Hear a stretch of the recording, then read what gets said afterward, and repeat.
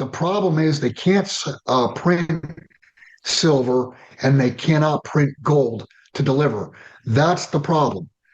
They can control price, and you've seen it. They can knock the price down anytime they want, but that is temporary because once the buyer of those dumped contracts stands and says, "I want my silver," where's the silver? It doesn't exist. They cannot print it. That's the problem. And once we get into real fear, you're seeing stock markets drop, the interest rates go up, bonds are dropping, real estate's dropping. People are going to be moving into gold and into silver because they can't default. They're the only monies on the planet that cannot default.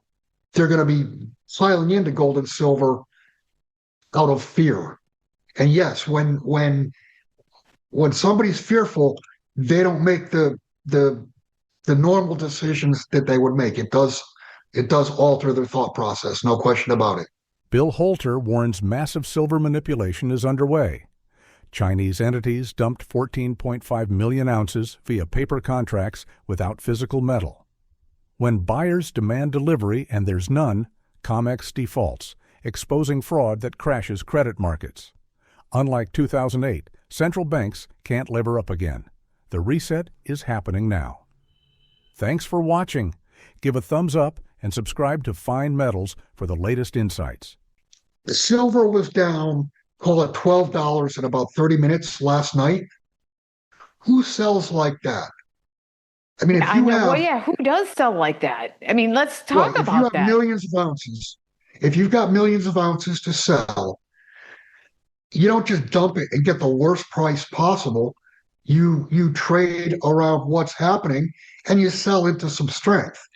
This was absolutely clear that the operation on Friday and the operation again today was a price smashing mission. It was specifically used to knock the price down. Where is the price right now as of us recording this? It's 74, 75. Okay, it got up to 110, didn't it? What did it 20. get to? 120. 120, 123, I think was the high. The high, 123, now it's down. It's just really volatile. So obviously this is a great time to buy. Geez, this is a great time to buy.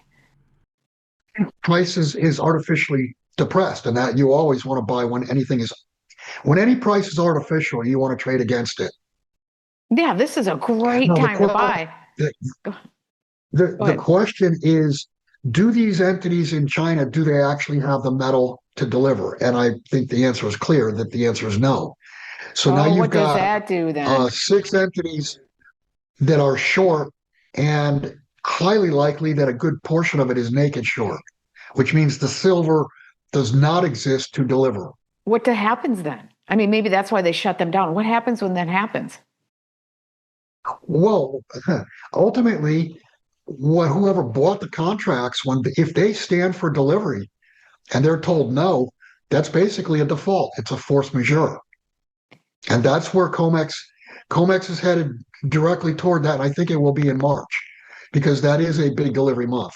I mean, what happened on Friday and then again, what happened last night was all done with paper contracts. I mean, this is not physical gold. It's not physical silver being sold. It's being done with contracts.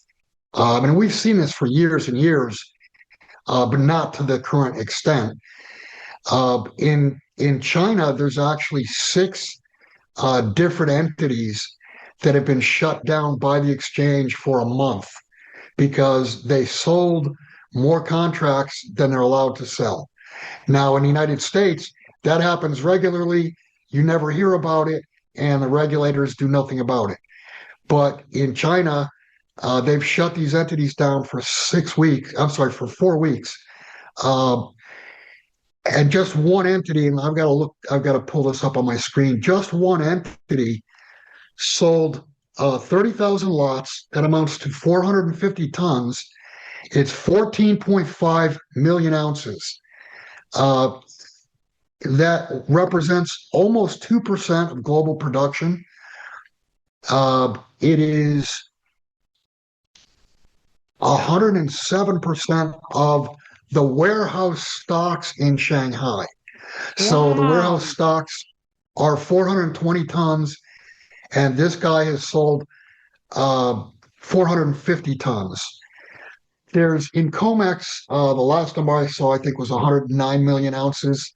Last month, 40 million ounces, and a non-delivery month that normally delivers, I don't know, anywhere from 500,000 to 2 million ounces, generally for January and February. January, they delivered about a little over 40 million ounces. And so far in February, just after 4 days, there's 15 million ounces already standing for delivery. Wow. After And just that 4 days. Well, how increase, much did he sell again? he sold 450 million ounces. So that's a little less than 4 times what we have in the COMEX has sitting there. Yeah, I'm sorry. He sold 14.5 million ounces. It's 450 tons.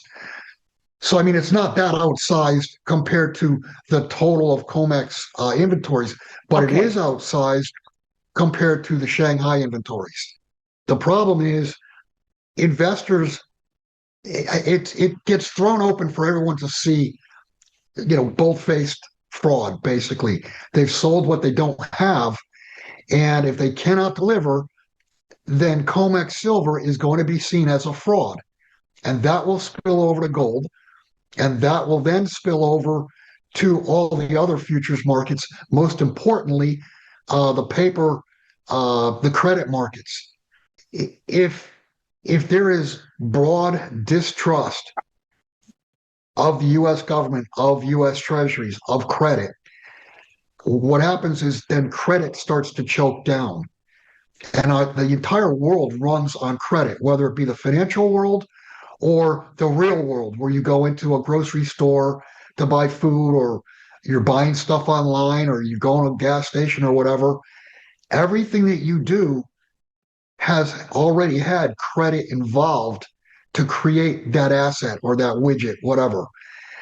If credit in the real economy starts to shut down, the real economy it'll begin to sputter and it will shut down.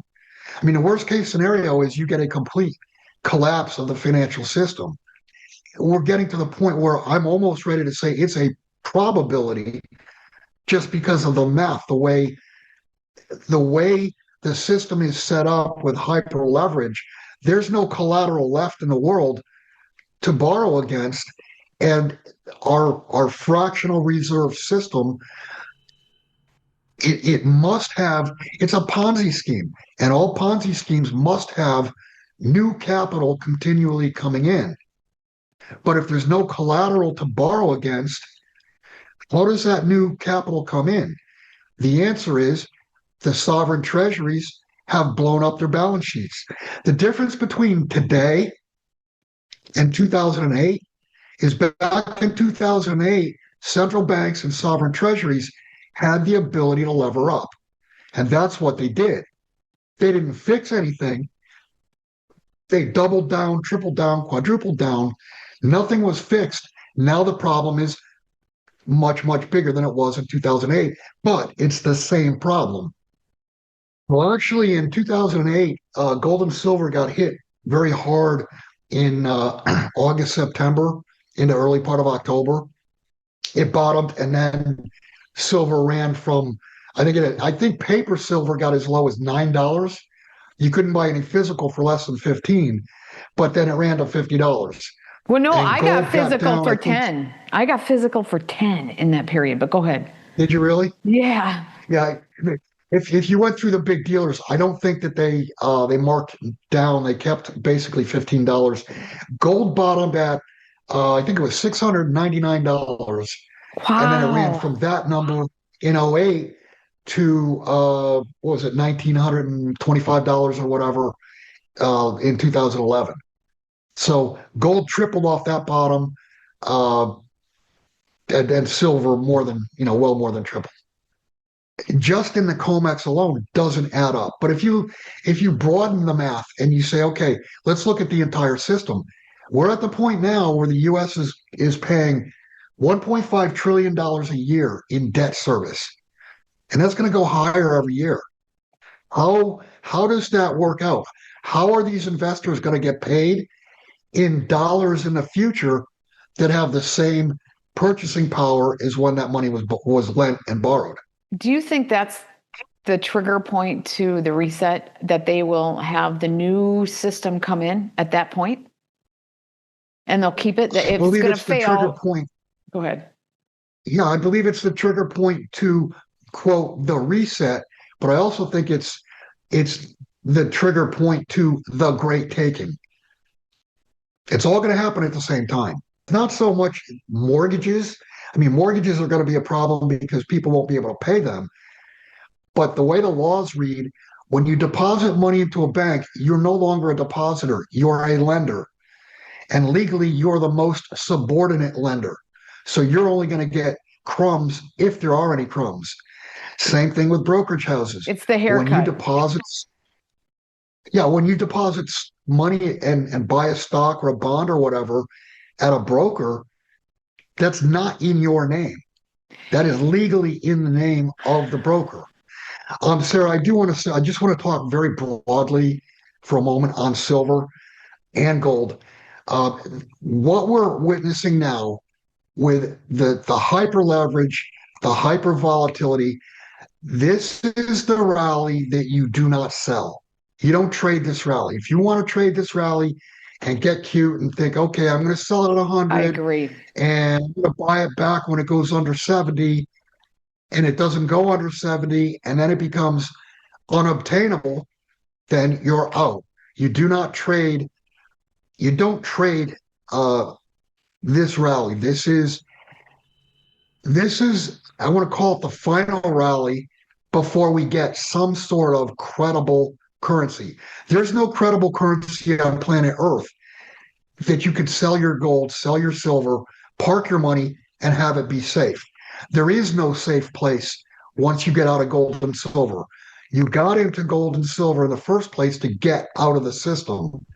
You do not want to take a quote profit and put your money back into the system because A, you may very well not be able to get your gold or your silver back, and B, you're back in the system, you're going to be part of the great taking. Yeah, my rule of thumb has been, I've told people for years and years, if you're one person, you need one bag of junk. That's 715 ounces. If you're a couple, you need 2 bags of junk. And that's going to get you through no matter what happens. And if you have kids, maybe buy one more bag of junk. You're talking about one bag, 715 ounces, but you're going to be able to live on that. So you're talking like a couple thousand ounces is what people really should have. Right. Oh, absolutely. And when people ask me, how much should I put into gold and silver? My standard answer now is whatever you don't want to lose. It cannot bankrupt. And if you have it in your possession or in a non-bank private vault, when I talk to people, they ask me how much. Let's say it's somebody with $1 million. Should I put 5% in, 10%? Should I go with the new, what is it, 60-40 or 60-20-20? The new portfolio breakdown. My answer is you put into gold and silver whatever you don't want to lose. If you only put a couple $100,000 or $100,000 on $1 million portfolio into metal, yeah, you may end up with the same purchasing power as you had before. But with this reset, you're going to increase your purchasing power on silver, on gold, versus the things that are in the system that are going to drop in value, and you have a custodian risk or a what do you call it? A counterparty risk. Your counterparty is your broker. Your counterparty is your bank. Your counterparty is your insurance company. If they fail, you lost your asset.